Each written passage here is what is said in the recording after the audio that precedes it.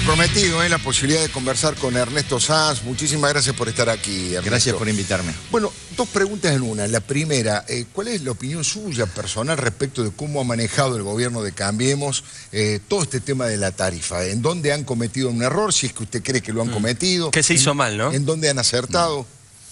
Lo primero que quiero aclarar es que el radicalismo no es el radicalismo aislado.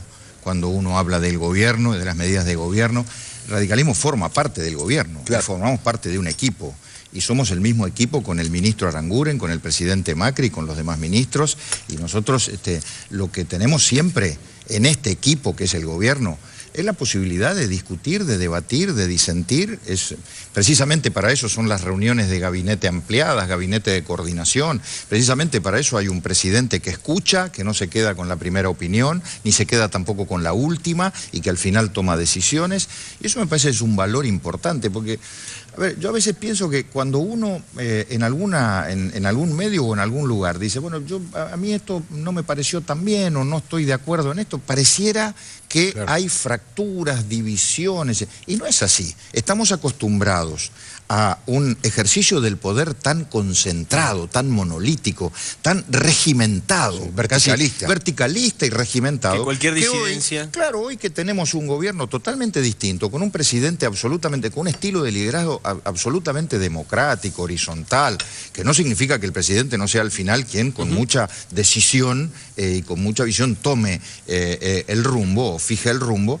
Entonces, bueno, frente a cualquier política pública, uno puede tener distintas miradas y eso enriquece. A ver, por ejemplo, en el tema de las tarifas, pero además que formó parte de decisiones del propio equipo de gobierno a medida que fue avanzando el tema de las tarifas.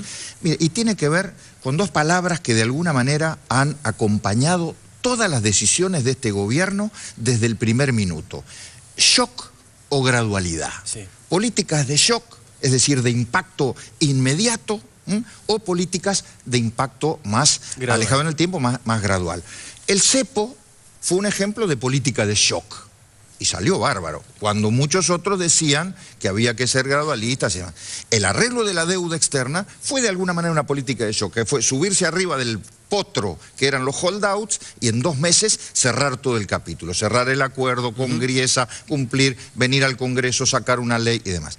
En el tema de las tarifas, la verdad es que siempre hubo una discusión interna, externa, entre todos, y una discusión sana, ¿sí? Era shock o gradualismo, y qué tipo de gradualismo, pero todos estábamos de acuerdo, y nadie hoy en la Argentina puede decir que no es una discusión saldada, de que había un desfasaje. Un desfasaje absoluto, lo acaba de decir el ministro Aranguren, lo dice cualquiera. Sí, sí. Un desfasaje, a ver, que fruto de los subsidios, muchos de ellos inequitativos, porque hay que reconocer que tampoco los subsidios eran iguales en todo el país. En la capital federal, en Gran Buenos Aires, siempre se pagó 8 o 10 veces menos el gas y la energía que en el interior del país. Entonces, el costo de la energía eléctrica siempre estuvo alrededor de, se pagaba un 15% de ese costo y el resto era todo subsidio. En el gas era aproximadamente un 30% y el resto era todo subsidio. Entonces, cuando uno tiene semejante desfasaje y tiene que decir la verdad, y tiene que asumir la verdad desde el gobierno, porque esa es la gran diferencia entre un modelo político y otro, más allá de los bolsos de López, bueno, uno tiene que optar. ¿Cuánto de gradualismo? Y la verdad es una cosa muy difícil. Pero ¿esto fue gradualismo o fue shock? Porque le voy a contar cuál es la situación. Hay gente que dice, esto es shock, porque yo estoy pagando 5 lucas, pagaba 500. ¿Y el gobierno dice, no, esto es gradualismo porque recién cubrimos el 70% del costo. Bueno, ahí está. ¿Es shock o gradualismo? Bueno, ahí está. A ver, si hubiera sido shock, las tarifas eléctricas para cubrir el 100% del costo se tendrían que haber ido, no sé, a 30 veces más. Y las de gas, un poco menos, porque ya 20 veces más. Y entonces, mirá lo que estamos discutiendo hoy. 4 veces más, 4 veces más. Entonces, ahora, ¿cuál fue la...? Sí, claro que es gradualismo. Sí, lo digo sin ningún tapujo. Hubiera sido shock si de entrada este gobierno hubiera querido cobrarle a los usuarios argentinos lo que realmente vale la energía y lo que realmente vale el gas. Tanto es el desfasaje que ese hubiera sido shock. Ahora vamos al gradualismo. dentro del concepto de gradualismo, bueno, hay distintos matices. El propio gobierno lo reconoció. El propio gobierno lo reconoció en un primer momento cuando se juntó con los gobernadores, ¿se acuerdan ustedes? Y estableció el tope estableció el 400% sobre la tarifa, que es una manera de calcular, y ahora, ayer, cuando vuelve a poner el tope del 400%, pero sobre la boleta, sobre la factura del año pasado. Entonces, hay un reconocimiento del gobierno y esto tiene que ver con el debate interno sobre el concepto de gradualismo. Ahora, insisto, esto en un gobierno que es capaz de discutir, que es capaz de debatir, que es capaz de escuchar y además es capaz de rectificar rumbos para mejorar el impacto de la medida. Ernesto Sanz, ¿de qué manera cree usted que, digamos, esto sin lugar a dudas, cuando se hablaba de la bomba de tiempo que dejaba el gobierno de los Kirchner, bueno, esta es la bomba de tiempo, tal vez la más fuerte de todas, la más difícil de desactivar. Pero hay muchas, ¿eh? Pero eso le iba a decir. Muchas, ¿Cuál es el otro? La inflación también le está costando, me da la impresión de que al gobierno le está costando mucho más que lo que pensaba quebrar finalmente el número de la inflación. No, a ver, que la inflación siempre cuesta, cuando además hay una cultura inflacionaria, es lo mismo que acomodarnos a que no haya derroche de energía, también va a costar porque hay una cultura de derroche de energía, ¿no? Fruto de políticas populistas en ese sentido. A ver, todos los cambios culturales cuestan mucho, todos los cambios. Y este es un gobierno que se ha hecho cargo no de una transición política de un gobierno a otro. Las transiciones políticas de un gobierno a otro duran 100 días, 120 días, 180 días, si ustedes quieren, un tiempo pequeño. Las transiciones culturales, y hoy estamos en la Argentina en una transición cultural, un verdadero cambio cultural, demoran mucho tiempo y requieren el esfuerzo no solo del gobierno, sino de toda la sociedad. Esto es lo del presidente ayer, que fue criticado por la manera en que lo dijo, las palabras que usó, pero el tema del derroche de energía para tratar de ahorrar. Esto es el presidente diciendo a cada rato el tema de la verdad, la verdad, la verdad, porque vivimos tantos años en mentira, relato, artificialidad, mientras nos robaban todo, porque hay que decirlo. A ver, mientras las políticas públicas eran un relato fantasioso y artificial, estaban los señores como López, porque las valijas esas hoy aparecieron en el convento, pero vaya a saber cuánto tiempo estuvieron guardadas en otro lado, y las que todavía no han aparecido, ¿no? Entonces, digo, pasar de la mentira a la verdad, pasar del derroche al cuidado, pasar de la opacidad y la corrupción y la impunidad a la transparencia y a la sanción y al castigo de los culpables, es un cambio cultural extraordinario. Entonces yo lo que digo es que aquí estamos todos involucrados. Y fundamentalmente, ¿saben quién estamos involucrados? Los dirigentes. Miren, yo acepté venir esta noche y creo que lo he hecho en un momento, lo acepté la invitación la semana pasada, nunca pensé que podría hablar de estas cosas. He escuchado tantas hipocresías de la clase dirigente respecto al tema de tarifas, tantas hipocresías que me da vergüenza. ¿A qué se refiere? Hoy se han presentado en la Corte, y esto es algo que me lo dijo recién Graciela Ocaña, entonces el copyright se lo dejo a ella recién. Se han presentado en la Corte Suprema de Justicia con un escrito bajo un concepto que se llama amicus curia, amigos del tribunal, que cualquier ciudadano puede presentarse, los diputados del Frente para la Victoria, por el tema tarifas. Eso sabe cómo se llama, caradurez. Caradurez, hipocresía, y hay que decirlo en estos términos. Y hay muchos dirigentes que también se rasgan hoy las vestiduras y que deberían, opositores al gobierno, que deberían, en vez de estar mostrando sus boletas de gas, deberían estar señalándole también a la sociedad que si ellos fueran gobierno, hubieran hecho lo mismo, con más gradualidad, menos gradualidad, pero el problema de la energía, para cualquier gobierno serio en la Argentina, le hubiera tocado a cualquiera de los competidores, salvo a Scioli, porque hubieran seguido con lo mismo, hubiera sido Devido ministro de Infraestructura, López secretario de Obras Públicas y vamos a seguir con la fiesta, ¿no? Pero los demás, todos hubieran hecho lo mismo. Usted lo dice por Massa, que mostró acá la semana pasada. Por todos, sí, porque mostró la factura, por los otros que se quejan, por los que salen por los medios y todos tratan de hacer una competencia de frases, a ver cuál es la frase más irónica, cuál es la frase más burlona con Aranguren, con el presidente o con el que sea, cuando en verdad lo que están renunciando a su condición de dirigentes, en el que yo no niego que puedan tener una visión crítica del gobierno, y de hecho Ojalá que la tengan porque esa es la diversidad.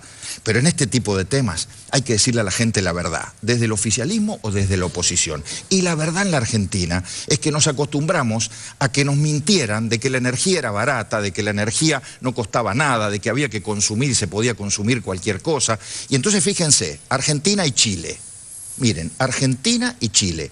En el año 2003, cuando asumió el gobierno de Kirchner, nosotros le exportábamos gas a los chilenos. 12 años más tarde, ahora estamos importando gas de los chilenos. ¿Saben cuál es la diferencia? Del otro lado hubo planificación. De este lado hubo corrupción, engaño e impunidad. Esto es lo que tenemos que discutir los dirigentes políticos, porque si no, es muy fácil estar parapetado detrás de la puerta para que si el gobierno tiene alguna decisión difícil o algo impopular, nosotros inmediatamente, acá señorita, y entonces pegarle al gobierno, esto es incumplir el rol de dirigentes políticos que tenemos que fijarle un rumbo a la sociedad. Hoy en la radio comentaba que el presidente del Partido Justicialista, el gobernador de San Juan, José Luis Gioja, decía que debía renunciar Aranguren y que debía colocar el presidente allí una persona idónea y con capacidad. Y yo me preguntaba al aire en la radio, con idónea y con capacidad como quién, como Julio De Vido, por ejemplo, que fue ministro del gobierno pasado. Y al cual Gioja no contó nunca. Gioja no levantó la voz. Pero no, pero aparte leí las declaraciones de Gioja, quejándose del tema de la multinacional. Gioja quejándose del tema de las multinacionales, claro. La megaminería en San Juan. Eso es caradurismo, eso es hipocresía. Pero bueno, la verdad que ese es el presidente del bloque del justicialismo, es el presidente hoy del justicialismo, y bueno, tendrán que definir si ese es el rumbo, ese es el liderazgo que quieren los justicialistas. Sanz, la pregunta tiene que ver con la cuestión política y su relación con Mauricio Macri. ¿Cómo lo ve al presidente? Mucha gente lo ve un poco cansado, de hecho él lo dijo el otro día, casi no va a la parte del desfile. Otro blooper, ¿no? En una semana cargada de situaciones raras, y vueltas con el tema, ¿no? Pero usted ¿cómo lo ve que lo frecuenta? ¿Cómo está de ánimo? ¿Cómo está desde el punto de vista de su mirada? Me dejan recién ahí veía el Zócalo, sí. El radicalismo enojado. Sí. Me dejan que cambie. ¿Cómo no me voy a convertir entre signos de interrogación. Ahora dice cómo ve al presidente. Pero recién miré ahí al monitor y decía el radicalismo. El radicalismo no está enojado. Pero era una pregunta, estaba con signo de interrogación. Está bien, pero el radicalismo no está enojado. No está enojado. El radicalismo forma parte de este gobierno.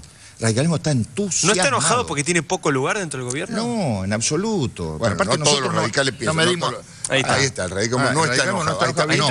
No está enojado. Ahora ponga. Sanz expresa que el radicalismo no está enojado. Ahí está, mirá, Ernesto Sanz, dirigente radical, el radicalismo no está enojado. Ahí abajo, mira, ahí está mi dedo mostrando ahí. Y ahora me gustaría que pusieran, ya me estoy sobrepasando. Ahí está sobrepasando. El radicalismo está entusiasmado con el futuro de la Argentina. No entra todo eso ahí abajo. No, bueno, pero a ver, el radicalismo está entusiasmado. A ver, ¿qué nos entusiasma? Miren, nos entusiasma poder dar estos debates. El radicalismo durante 12 años, y yo fui de alguna manera una expresión de eso, como Gerardo Morales, como tantos otros. ¿Saben lo que fuimos? Fuimos perros ladrándole a la luna. ¿Saben lo que son los perros ladrándole a la luna? En esas madrugadas de campo, cuando un perro se pasa las horas y horas y horas, y la luna está ahí, no se mueve. Eso fuimos durante 12 años. Le ladrábamos a la luna, no podíamos cambiar esa realidad. La realidad de la impunidad, del robo, del latrocinio, del unitarismo fiscal, del aislamiento con el mundo, de la falta de diálogo, de respeto, de la justicia extorsionada. Toda esa realidad nosotros no la pudimos cambiar. Felizmente el año pasado la sociedad logró que la cambiáramos y hoy nosotros somos parte de ese cambio. Entonces ya dejamos de ser los radicales y tantos otros opositores que hoy están en el gobierno, perros ladrándole a la luna. Hoy estamos en el gobierno y hoy podemos discutir lo de tarifas, tenemos que hacernos cargo de nuestras cosas, hoy podemos caminar por el país llevando adelante políticas públicas con las que hemos soñado toda la vida, devolverle a las provincias el 15% de coparticipación, tener una justicia independiente, tener vínculos con el mundo y otra vez mirar